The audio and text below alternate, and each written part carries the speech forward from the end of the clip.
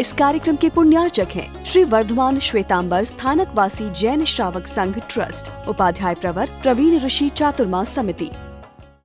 ये जो विश्व है, मैंने बताया कि पुद्गल और 4 अजीव है, लेकिन दिखते नहीं, उनमें वर्ण नहीं, गंध नहीं, रस नहीं, स्पर्श नहीं, जिनको कोई साइंटिस्ट कह ही नहीं सकता है। थोड़ी सी चर्चा उसके विषय में आइंस्टाइन ने करी, स्पेस और टाइम को लेकर के। लेकिन स्पेस और टाइम को लेकर के भी जो चर्चा करी, ठाणांग सूत्र में, भगवती सूत्र में, जो आकाश है, इसके जो प्रदेश है, इनकी संरचना के विषय में परमात्मा ने बहुत गजब की बातें कही हैं। कैसे कैसे मार्ग होते हैं। दूसरा है धर्मास्तिकाएं। मेरी जुबान हिल रही है, आपकी पपनी हिल रही है, मेरा हाथ हिल रहा है, आपका मन हिल रहा है। ये किसके बल पर? धर्मास्तिकाएं के बल पर। ये हिलाता नहीं है, लेकिन इसके बिना हिलता नहीं है। एक कैटलिस्ट है। जैसे ऑक्सीजन और हाइड्रोजन से पानी बनता है, लेकिन आपने यदि ऑक्सीजन और हाइड्रोजन साथ में रख दिया तो पानी नहीं बनेगा, जब तक कि उसमें बिजली का करंट नहीं जाता है। करंट जाएगा तो ही होगा, पानी में करंट नहीं है, लेकिन बिना उसके बनता नहीं। वैसे धर्मास्तिका है। जब आपका मेरा मन स्थिर होता है, काया स्थिर होती है, अधर्मास्तिका है। वो करता नहीं, लेकिन हम उसका आलम्बन लेते हैं। और ये स्पेस, इन सभी में वर्ण नहीं, गंध नहीं, रस नहीं, स्पर्श नहीं। ये जैसे हैं वैसे हैं। पैसिव रीजन है। कैसे रीजन है? ये पैसिव रीजन है। एक्टिव रीजन कौन है? हेलो, एक्टिव रीजन कौन है? 2 है, एक पुद्गल और एक जीव। पुद्गल एक्टिव है, और उसका जो एक्टिवनेस है, वो परमात्मा ने कहा वो बुद्धि पूर्वक भी होता है और बिना बुद्धि का भी होता है। प्रयोगासा विश्रसासा, नेचुरल भी होता है और उसको ऑर्गेनाइज भी किया जा सकता है। ऑर्गेनाइज भी किया जा सकता है। ये सबसे बड़ा सूत्र है। धर्मास्तिका को आप ऑर्गेनाइज नहीं कर सकते, आकाश आस्तिका को आप ऑर्गेनाइज नहीं कर सकते, समय को आप ऑर्गेनाइज नहीं कर सकते। ऑर्गेनाइज किसको कर सकते हैं? केवल पुद्गल को। इनको ऑर्गेनाइज किया जा सकता है कि इनमें वर्ण है, गंध है, रस है, स्पर्श है और आकार भी है। जहां वर्ण, गंध, रस, स्पर्श और आकार है, वहां पुद्गल है। इस पुद्गल का क्या करना चाहिए? ऑर्गेनाइजेशन करना चाहिए। माइक का मैं क्या करता हूं, आवाज ठीक नहीं आता तो उसको कहता हूं ऑर्गेनाइज कर। इसका ऑर्गेनाइज कर दिया जा सकता है। कपड़े को ऑर्गेनाइज कर सकते हैं, खाने को ऑर्गेनाइज कर सकते हैं। इनको ऑर्गेनाइज करना है। लेकिन मैं कहूं कि माइक बहुत अच्छा आवाज दे रहा है, तो मेरा भगवान है, तो मेरा गुरु है, मैं तेरी पूजा करता हूं। इसको कोई समझती नहीं पूजा। इसको पूजा नहीं समझती है। इसको क्या समझती? केवल टेक्नोलॉजी समझती है। ये भावों से संचालित नहीं होता, ये टेक्नोलॉजी से संचालित होता है। पूजा करने से गाड़ी अच्छी नहीं चलती है। नहीं, मुझे पता है, जो परमात्मा ने कहा ना कि अजीव की भक्ति, मुझे अच्छी तरह से पता है, आपको भी पता है। ऐसे ऐसे साइंटिस्ट है हमारे इंडिया में, वो कंप्यूटर लाते हैं, उसकी पूजा करते हैं।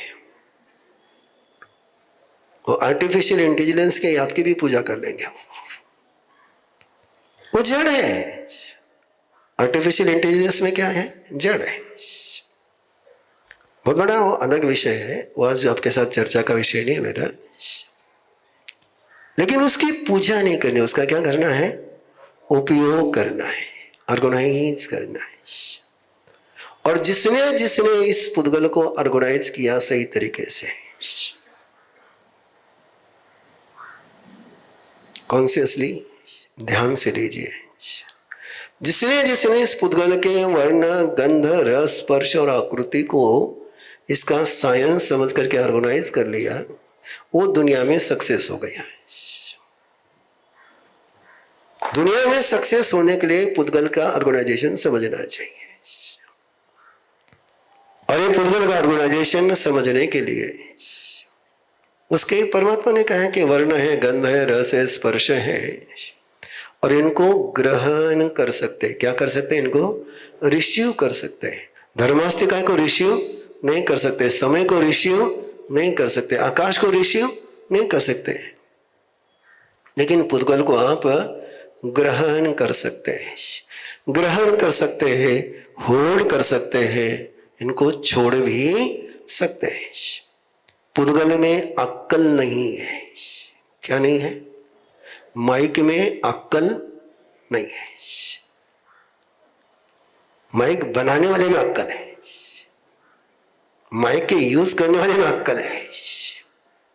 तुम कई बार गाड़ी चालू नहीं होती है ना, तो गाड़ी पर गुस्सा करते नहीं करते? स्कूटर चालू नहीं होती, उस पर गुस्सा करते नहीं करते? उस पर क्यों गुस्सा करे? उसको कोई अक्ल थोड़ी है। वो गुस्सा करने से ठीक नहीं होगी, उसका प्रॉब्लम समझोगे तो वो ठीक हो जाएंगे। वैसे शरीर बीमार पड़ा है, तो इस पर गुस्सा करने से कुछ नहीं होगा, दुख मनाने से कुछ नहीं होगा। इसके अंदर के पुद्गलों को चेंज करेंगे तो काम हो जाएगा। तो आइए, अनादि काल से, कब से? अनादि काल से ये सारे पुद्गल के वर्ण, गंध, रस, स्पर्श के हमने बहुत भक्ति करी है, बहुत प्यार किया है, इतना प्यार किया, इतना प्यार किया, इतना प्यार किया है। इस जीवन का यदि एग्जाम्पल देना हो तो कुष्ठ रोगी भी अपने शरीर से प्यार करता है, उसको भी नहीं छोड़ना चाहता है। वो छूटता है लेकिन छोड़ना, और जो छूटता है लेकिन हम छोड़ते नहीं है, उसका प्रिंट अपने अंदर पड़ा रहता है, उसका स्ट्रक्चर अपने अंदर पड़ा रहता है, और वो स्ट्रक्चर फिर वापस उसको खींचता है। तो ये जितने सारे स्ट्रक्चर है ना, ये पुद्गल के प्यार के, क्या विचार है? इनको पकड़ के रखना है कि इनको डिलीट करना है? डिलीट करना है। रोग के स्ट्रक्चर, भोग के स्ट्रक्चर, कषाय के स्ट्रक्चर, ये सारे स्ट्रक्चर किसके हैं? ये पुद्गल के। तो आओ, जो आराधना करी है उसके आधार पर बोलेंगे। हो तीर्थंकर परमात्मा, आपने अनुत्तर देशना के पावन पलों में जीव को अजीव की भक्ति से मुक्त करने के लिए जो विभक्ति का अध्याय दिया, उस अध्याय की आराधना करते हुए अनादि काल से जाने अनजाने, बोधपूर्वक, बिना बोध के मेरी चेतना ने जो पुद्गल के वर्ण, गंध, रस, स्पर्श, आकृति के साथ भक्ति पूर्वक व्यवहार किया है, उस सब की आपके ज्ञान के आलोक में आलोचना करते हुए ओ शरामी, ओ शरामी, ओ शरामी।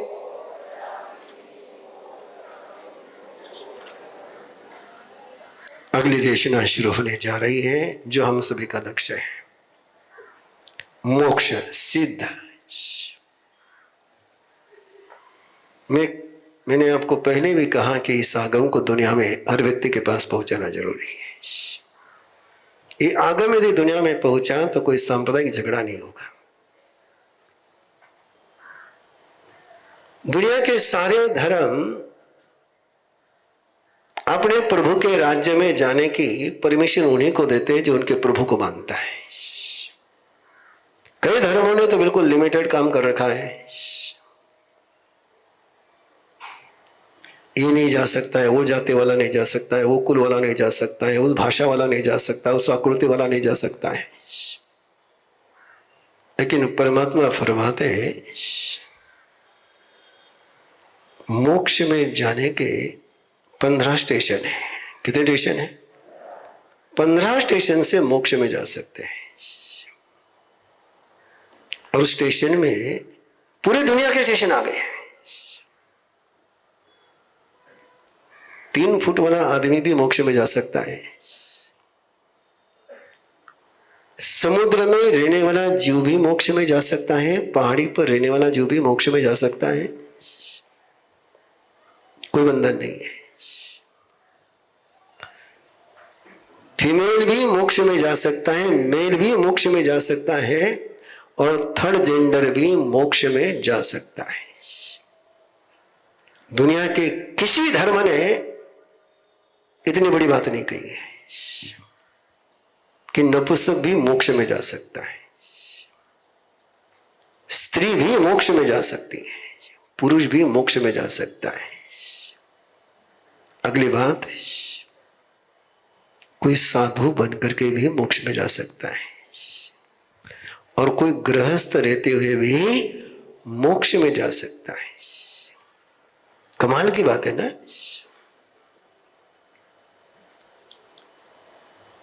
और अगली गंभीरतम बात, कोई तीर्थंकर बनकर के भी मोक्ष में जा सकता है, और कोई बिना तीर्थंकर बने भी मोक्ष में। और सीरियस बात, कोई तीर्थंकर परमात्मा को फॉलो करके भी मोक्ष में जा सकता है, और कोई तीर्थंकर परमात्मा को फॉलो न करके भी मोक्ष में जा सकता है। कोई तीर्थंकर परमात्मा की व्यवस्था में रहते हुए भी मोक्ष में जा सकता है, और कोई तीर्थंकर परमात्मा की व्यवस्था के बाहर से भी मोक्ष में। अब आप सोचिए ने, जहां हम लोग केवल जो मेरे धर्म को नहीं मानता वो नास्तिक है, वो काफर है, वो शैतान है, ये बोलते हैं, और परमात्मा तो सभी को मोक्ष जाने का अधिकार देते हैं। और ये यदि धारणा, यदि सिद्धांत दुनिया के पास पहुंचा, तो ये जो ठेकेदारों के आधार पर झगड़े चलते हैं, ये तो एक ही 5 गाथाओं में ही समाप्त हो जाएंगे। अरे जब भगवान हो सकता है तो धार्मिक क्यों नहीं हो सकता? जब शिखर पर पहुंच सकता है तो यहां क्यों नहीं मंगल हो सकता है? और तीर्थंकर परमात्मा सिद्ध जाने के जो मार्ग आपने बताए, मेरे मन को अनकंडीशनल बनाया, उसके लिए मैं आपका कृतज्ञ हूं। मैं किसी भी परिस्थिति में, किसी भी स्थिति में मोक्ष में जा सकता हूं। ये आपका वरदान मुझे भविष्य में सिद्ध बनाएगा, वर्तमान में सिद्धि के मार्ग पर चलने का मार्ग प्रशस्त करेगा। मैं उसी मार्ग पर चलने के लिए स्वयं को समर्पित करता हूं। आइए आज मध्यम पवा का सारा माहौल,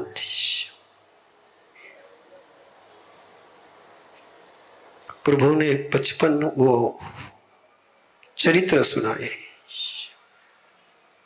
55, जिन्होंने पुण्य के रास्ते पर चलते चलते पुण्य से मुक्त होकर मोक्ष में गए। ध्यान से लेना एक एक शब्द को। ऐसे 55 व्यक्तियों का चरित्र सुनाया, जीवन स्टोरी सुनाई कि जिन्होंने पुण्य के मार्ग पर चलते चलते पुण्य को छोड़कर के मोक्ष में गए। उसके बाद परमात्मा ने फरमाए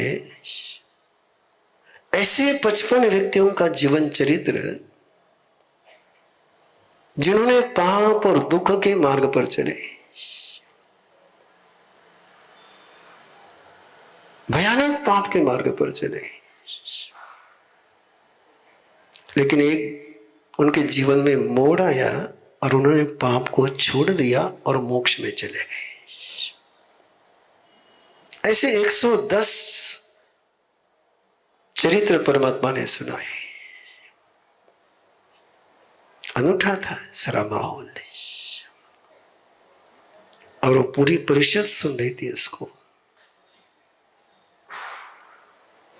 कि कैसे पुण्य से मुक्त होकर के मोक्ष में गए, कैसे पाप से मुक्त होकर मोक्ष में गए। न जाने उस परिषद के कितने जीवों ने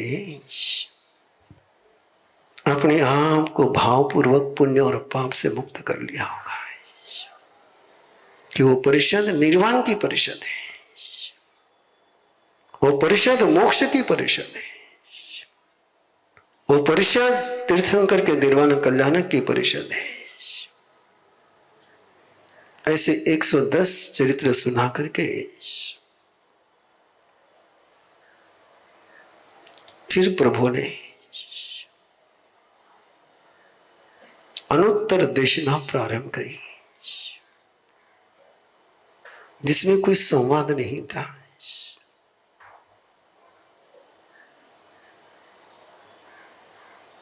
जिसमें किसी व्यक्ति को फोकस नहीं किया गया था। एक एक वरदान बरसाते चले गए और वो परिषद उन वरदानों से संपन्न होते चले गए।